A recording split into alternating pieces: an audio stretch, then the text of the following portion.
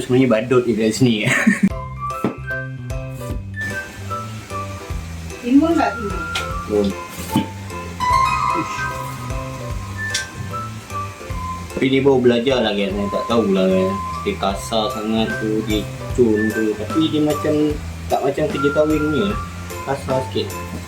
Tapi makan sendiri tak apa guys. Makan sendiri tak apa. Ui, kepala batu betul benda ni. Nampak tak handsome tapi tajam gila. Ini kita potong begini. Lepas tu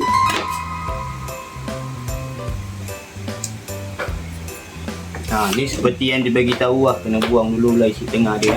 Seperti yang diberitahu lah. Aku pengalaman makan banyak, pengalaman buat memang tak ada. So this is my first time. Jadi cara aku potong sayur pun dah nampak kan, aku sebenarnya badut dia kat sini.